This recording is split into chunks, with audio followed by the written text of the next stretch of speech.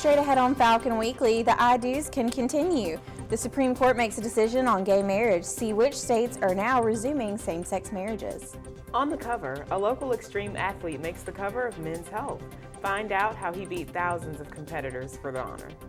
And the rough road continues for GM. Popular SUV and truck models are being recalled. We'll tell you why. Falcon Weekly starts now.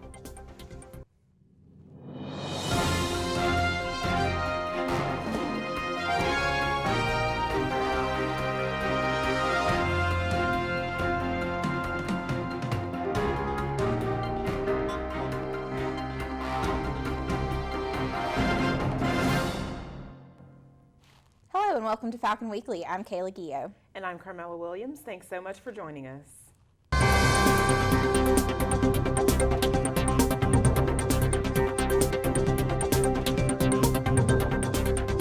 Taking a look at national news, the U.S. Supreme Court kicked off its new session Monday by declaring it is staying out of the same-sex marriage debate, at least for now. The court decided not to review appeals on same-sex marriage bans in Virginia, Utah, Oklahoma, Indiana, and Wisconsin. The decision clears the way for same-sex marriages to resume in those states.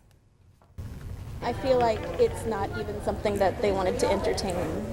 It's something that they believe that all Americans should be treated as equals in the eyes of the law, and I am very glad that they made the decision. The justices did not give a reason for rejecting the appeals. Other cases the justices may hear over the next few months include affirmative action, abortion rights, and health care reform. Another American infected with Ebola in West Africa is back on U.S. soil. A freelance cameraman for NBC News arrived by plane Monday morning.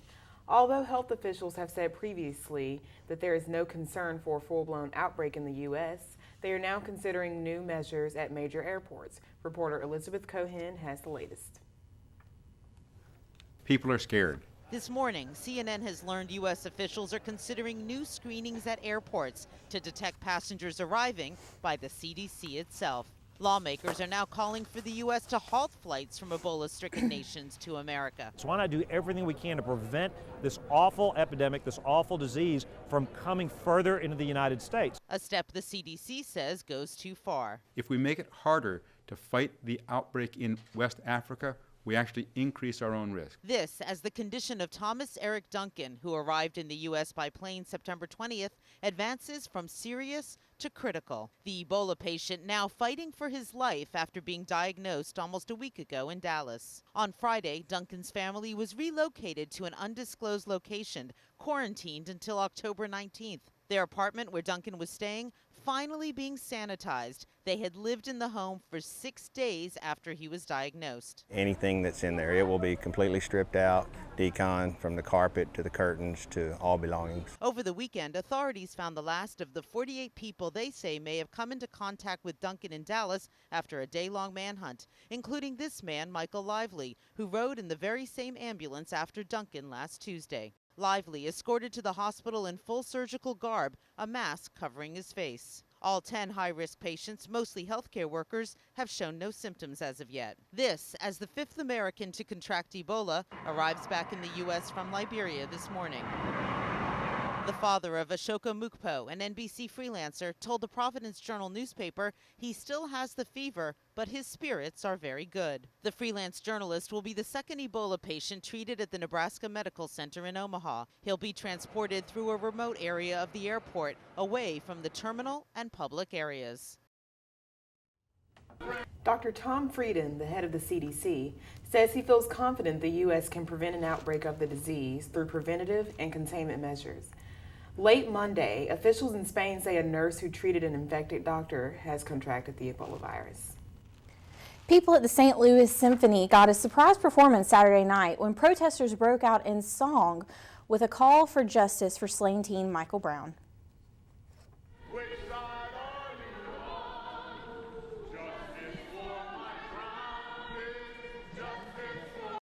People who had purchased tickets began singing, "Which side are you on?" Some protesters had banners and passed out flyers with dates of the birth and death of Michael Brown, who was shot and killed by a police officer in August. The interruption lasted about 4 minutes and was met with applause from some musicians and audience members. The orchestra resumed performing after they left and said they did not know the protest was going to happen. A 21-year-old Marine lost at sea is believed to be the first American casualty in the coalition fight against ISIS. Last Wednesday, Corporal Jordan Spears bailed out of a MV-22 Osprey when it appeared it might crash into the Persian Gulf. U.S. Navy officials say the Osprey lost power shortly after takeoff. Air crewmen who also exited the aircraft at the same time were safely recovered. Search and rescue teams did not find Spears. He is presumed dead in a statement by U.S. Naval Force Central Command.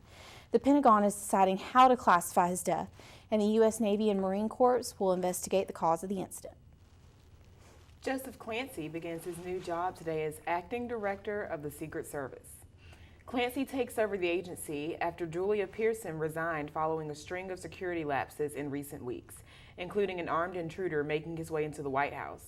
President Obama personally recommended Clancy for the position. Clancy served as chief of the President's Protective Detail for 2 years. An ultramarathon runner is back on dry ground after trying to run from Florida to Bermuda in a floating bubble. Here you see the human-powered inflatable bubble Rezi Bellucci used in his failed attempt. Earlier this week, the Coast Guard received reports of a disoriented man in a bubble off the coast of Miami seeking directions toward Bermuda.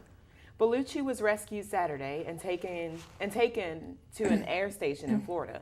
He's recovering and expected to be just fine. According to Bellucci's website, the marathoner wants to run across about 200 recognized nations as a way to promote world peace.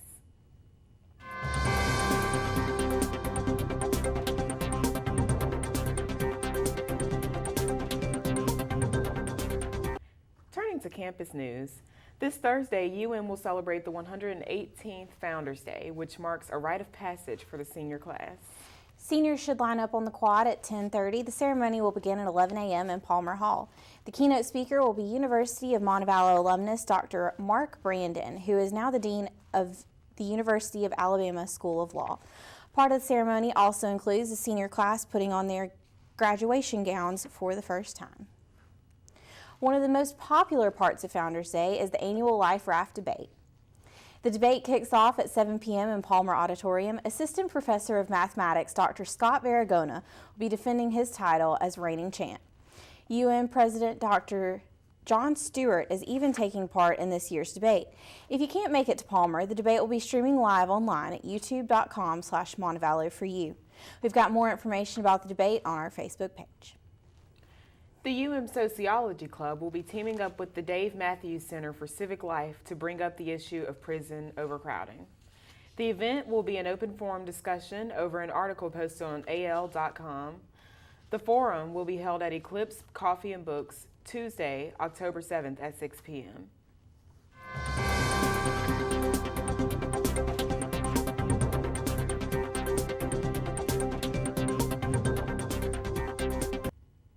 In news from around Alabama, the Troy community gathered last Friday to mourn the loss of a local high school football player. Orange and blue balloons filled the sky in honor of Demario Harris Jr. Harris collapsed on the field a week before the memorial and died in the hospital only 2 days later. According to his father, Harris died of a brain hemorrhage, but it is still unclear if it was caused by the tackle. Shoppers in the Sam's store in Tuscaloosa got quite a surprise last Friday. A car came crashing through a service door and skidded to a stop in the meat department. 2 shoppers and the driver were taken to the hospital for non-life-threatening injuries. Investigators say the car hit an SUV in the parking lot before crashing into the building. The wreck is still under investigation. You will soon see a Shelby County man on the cover of Men's Health. Alabaster resident and Iraq veteran Noah Galloway entered the Men's Health Ultimate Guy competition in May to become the first non-celebrity on the cover of the magazine. Galloway got almost 62,000 votes to put him in the top 3. While an official statement hasn't been made, some stores have prematurely put out the November issue of Men's Health with Galloway's photo on the cover. After losing an arm and a leg in combat, Galloway returned home and began competing in extreme sporting events, including several Tough Mudder competitions and the Spartan Death Race. We spoke with him about the cover, but he said he has not heard anything officially yet, but has received lots of support from around the country. The official announcement will be made Tuesday morning on The Today Show. Remember, there's more news online 24/7. Just search for UM Falcon Weekly on Facebook and Twitter to see more stories and news updates throughout the week. Halloween is just a few weeks away. Have you already bought your costume? Coming up, see how much money Americans are expected to spend on the haunted holiday. Plus, find out which costumes are going to be the most popular this year. Also, one student is using art to combine faith and fashion. We'll show you how he's preparing for his unique art exhibit. Those stories and more when Falcon Weekly returns.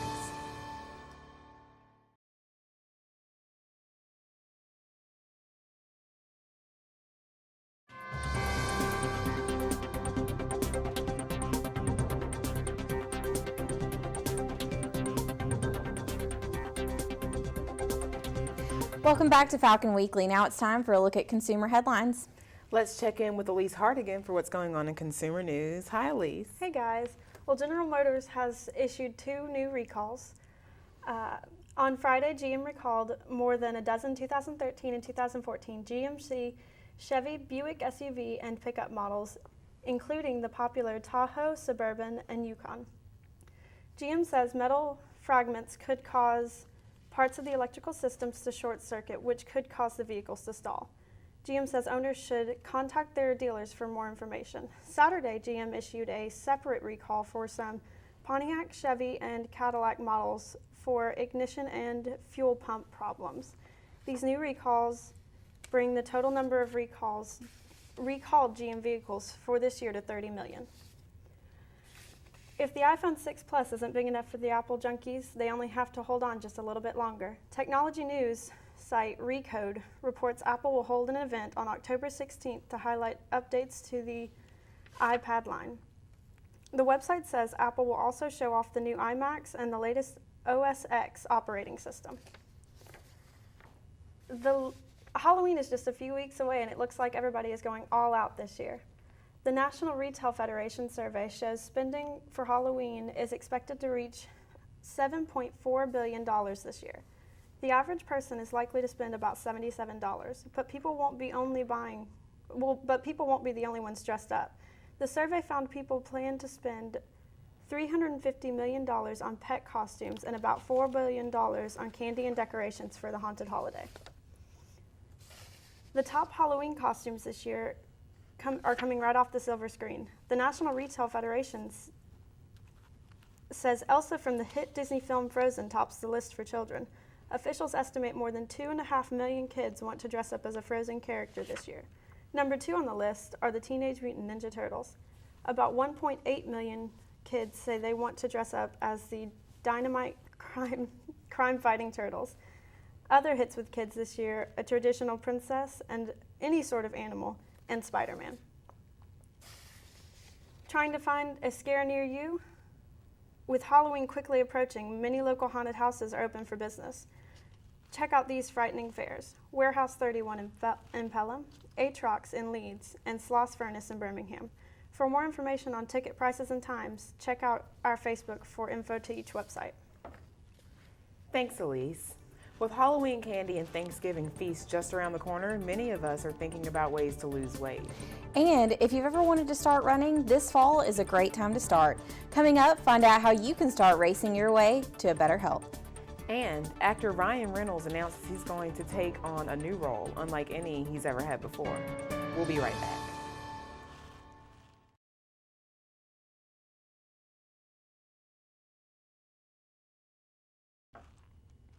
Welcome back to Falcon Weekly. One Montevallo senior is using his artistic talents to show the campus the religious side of fashion.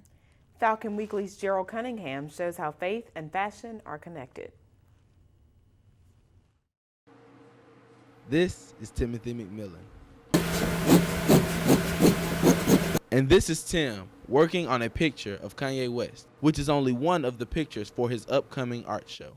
Tim has been spending countless hours in Peterson and Block Hall working on his professional showcase. I caught up with Tim recently and asked him how long is he in the studio every day. And he told me he stays for at least 5 hours. But if you ask him, it's for a good reason. I have a distinctive eye for detail and beauty. And that's one of the major things when it comes to art. Luckily for Tim, he has a lot more time to perfect his vision. Tim said that the mission of his art show is to show the materialization of religion within fashion, and he wants to do so through his drawing.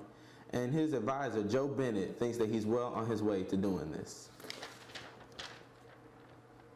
So I think as Tim is working on this, I think he's bringing the idea of religion, and I think one thing that we talked about is like, instead of just one religion, like just like Christianity, trying to make it broad, because he wants his audience to be broad and just not one section.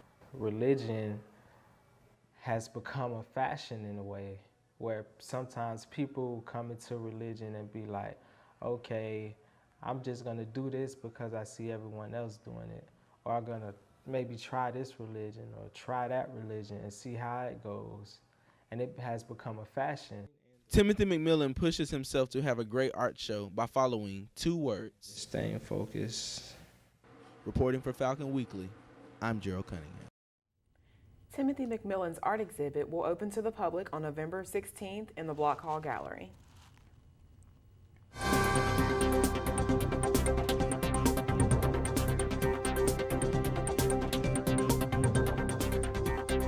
In health news, Walmart Supercenters offers a variety of clothes, food, home appliances, and now help with health insurance.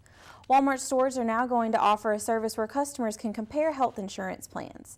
By setting up agents over 2,000 stores nationwide to assist in choosing and enrolling in health insurance plan, Walmart hopes they can help simplify the process for customers.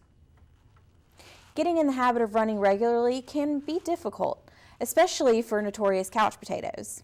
Reporter Holly Furfer shows how to start a new running routine and stay injury-free in the process. Douglas Mogul is new to running, but he's decided to do a 5K race. Learning to run actually starts with a lot of walking. Trainer April Gelatley says you walk a little, then jog a little. 3 days a week, and especially to start, maybe 15-20 minutes a day of a walk-run combo. Mogul doesn't really like to run, but he's committed. It's still something that I find to be a little bit boring. Headphones help, or running with a partner helps a lot. Gelatley says new runners also need a running plan. Go online and search for beginning 5K training programs. This tells you how often and how long to walk and jog each week. It's going to help prevent injury, make sure you're not doing too much. Because working out too hard and too fast is one of the biggest mistakes new runners make. You also need a good pair of running shoes, and if you can spring for it, a heart rate monitor. It's tough on the body to always run on hard streets or sidewalks, so find softer surfaces when you can. Give yourself a couple of months to train and get to the point where you run during your whole workout. For today's Health Minute, I'm Holly Furfer. If you're interested in exploring a more active lifestyle, a running and walking group on campus may help you reach your goals. They meet on Tuesdays at 3:30 p.m. between Main Hall and Reynolds. For more information, contact UM Counseling Services.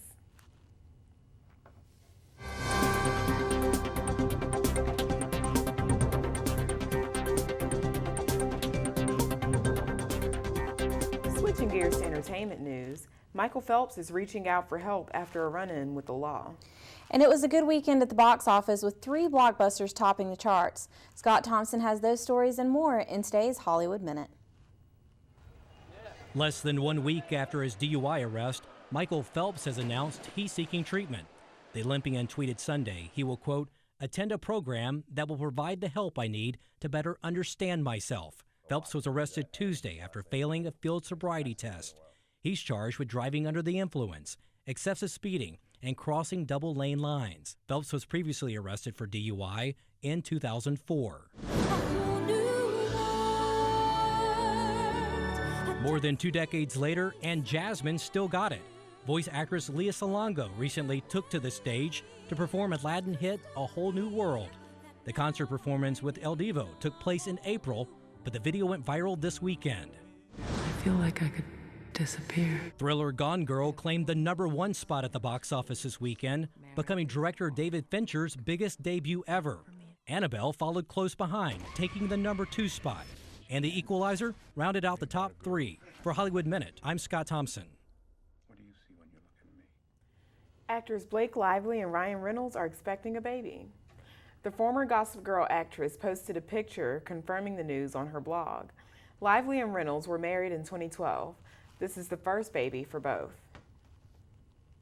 Paris's Disneyland has been anything but the happiest place on earth lately. For the second time in the past 3 years, the Walt Disney Company is bailing out Disneyland Paris, costing them a whopping $1.25 billion. The recent economic crisis in Europe has caused a decline in visitors. Attendance is expected to drop to about 14 million this year. That's 800,000 fewer than last year. Up next, a big shakeup in the AP polls after a crazy weekend of college football. Plus, find out how a Mississippi man wound up with an Ole Miss goalpost in his living room. Sports is next.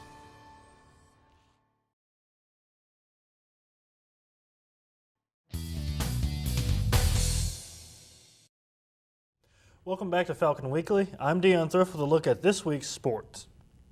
The volleyball team started off the weekend with a 3-0 sweep against conference opponent Lander. Senior Katie Best and freshman Chrissy Bohan both led the Falcons with 13 kills each.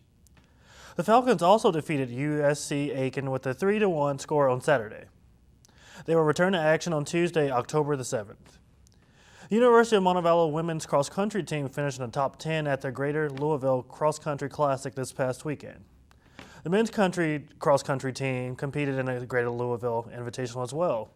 Sophomore Donnie Barnes set a new 8K school record after finishing in 25 minutes and 35 seconds. Meanwhile, UM's women's soccer team earns a point in conference play after ending their game in a draw against Lander. But the men's game against Lander ended in a loss. Both teams will be back in action this week against the University of North Georgia. Olympics Day is coming up. The event brings alumni together to participate in various sporting events. Olympics Day will take place on October the 10th and 11th. The events include golf, tennis, and a 5K run. New events this year include disc golf and cornhole. For more information, go to montevallo.edu. Turning now to college football, big changes in the AP poll this week. The AP poll has gone through a drastic change, particularly in the top 10 after a crazy college football weekend. Florida State stays at number 1 by 2 points, while the Auburn Tigers move up to number 2 after their blowout win to LSU. Alabama drops to 7 after their loss to Ole Miss, which caused the Rebels to jump up into the top 4. Speaking of Ole Miss, after the Rebels upset the Crimson Tide, the Ole Miss fans stormed the field, taking out the goalposts. Students and fans worked together to bring down the goalposts. After successfully getting the post down, fans paraded it down the grove where it eventually ended up in one man's home. Made a lap around the square, and then we took it back here, and I never would have thought I'd wake up this morning with an Ole Miss beating Alabama or a goalpost from the stadium in my house. Ole Miss will be penalized $50,000 for storming the field and another $10,000 to replace the goalposts. So what do you guys think about that? I think it's hilarious. I can't believe they fit it in his apartment. That should be the bigger news. I mean, how do you fit an entire goalpost into your living room? Yeah, the old saying that goes in mine is, act like you've been there before. Yeah. That's all the time we have for this week's show. Thanks so much for joining us. For more UM news, be sure to check out the Falcon News Network blog. The web address is on your screen. We'll see you again next week.